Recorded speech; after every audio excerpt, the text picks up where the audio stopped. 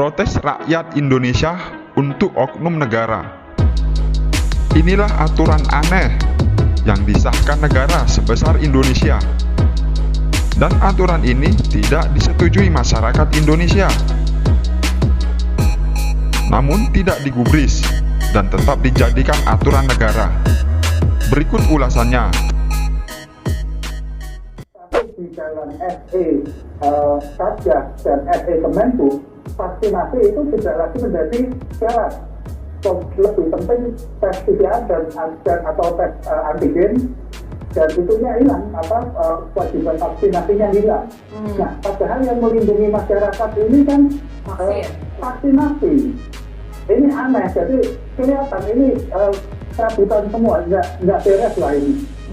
Oke, dokter menjawab mungkin sekalian, vaksin ini kan masif juga dok di Pulau Jawa, masih mengkhawatirkan juga dokter. Lalu fungsi vaksinnya seperti apa dokter? Sebenarnya ya, maaf ya saya bantah sedikit ya. Untuk vaksinasi, untuk penerbangan itu sekarang memang wajib ya, bukan tidak wajib. Walaupun cuma 1 dosis ya, sekarang itu diwajibkan walaupun cuma 1 dosis dan boleh terbang dengan syarat PCR. Jadi bukan berarti vaksin itu tidak wajib.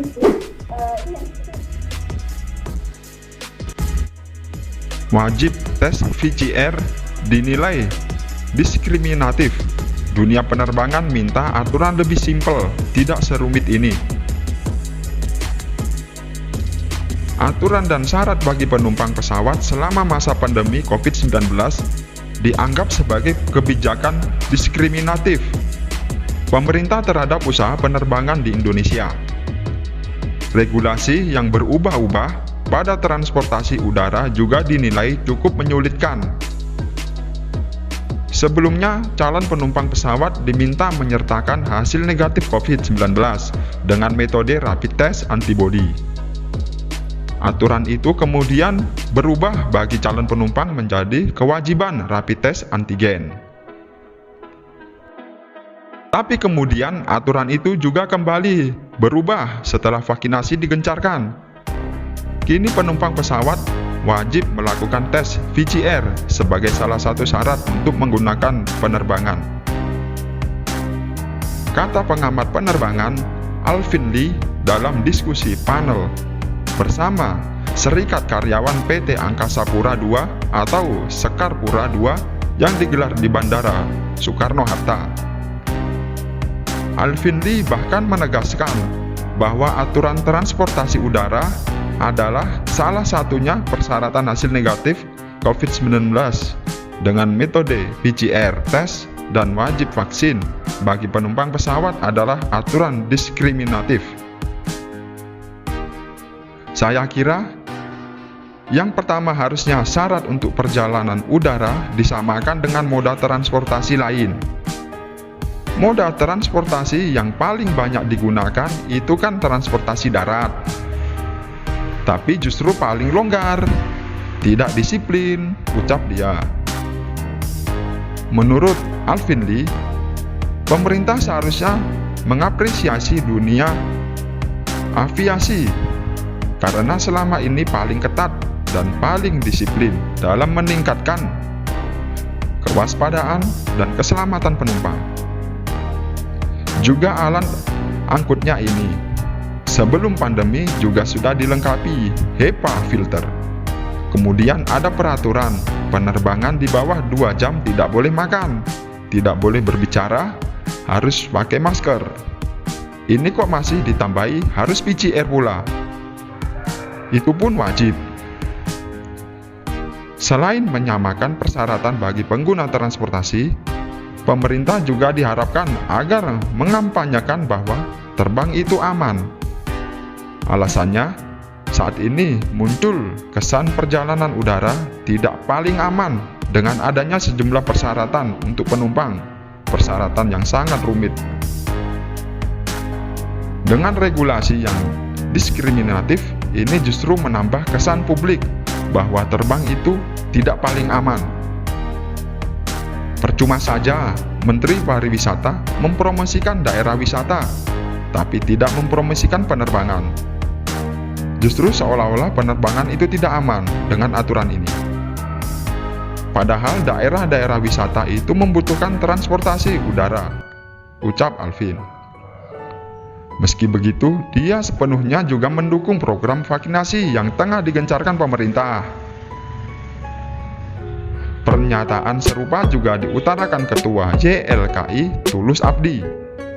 Dia menganggap ada diskriminasi pemerintah terhadap sektor transportasi udara yang sangat merugikan konsumen. Seharusnya memang pemerintah tidak seharusnya memberikan satu kebijakan yang diskriminatif pada sektor udara. Batasi dengan ketat, khususnya dengan wajib tes PCR dan segala macam. Kemudian sektor lainnya tidak. Mobilitas juga sama saja, kata dia. Tulus mengatakan, adanya kebijakan untuk membatasi mobilitas masyarakat dengan melakukan pembatasan penerbangan tidak terlalu berpengaruh, karena pengawasan mobilitas masyarakat yang lain juga berbeda.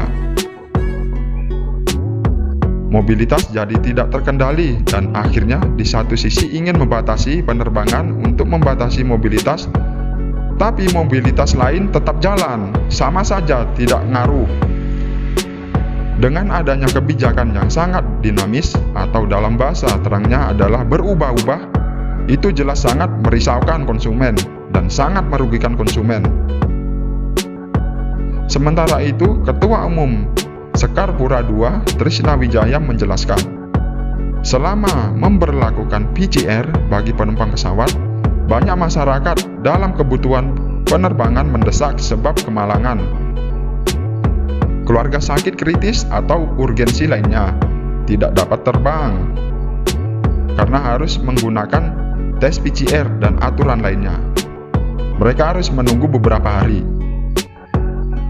Ada dua hal yang disoroti oleh kami. Yang pertama, keluhan penumpang terhadap masyarakat penerbangan yang sangat sering berubah-ubah. Terlalu mahal, terlalu lama hasilnya, terlalu membingungkan.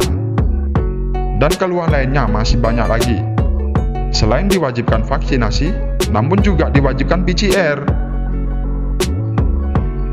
Untuk itu, dia berharap kebijakan terkait persyaratan wajib PCR perlu ditinjau ulang dan diberlakukan sama antara Jawa Bali dan luar Jawa Bali dengan hanya menggunakan rapid test antigen dan genos bagi calon penumpang yang sudah divaksin. Karena kenyataannya, selain teknologi HEPA filter yang ada di pesawat, penumpang tidak diperbolehkan makan, minum, dan harus menggunakan selalu masker di saat naik pesawat. Imbuhan protes dari lapisan masyarakat juga memberi respon dengan peraturan yang dianggap sangat aneh ini. Jika masyarakat yang dari luar kota atau dari daerah akan pergi dengan pesawat, mesti jauh-jauh datang ke rumah sakit besar yang memadai fasilitas PCR. Hasilnya pun tidak langsung jadi.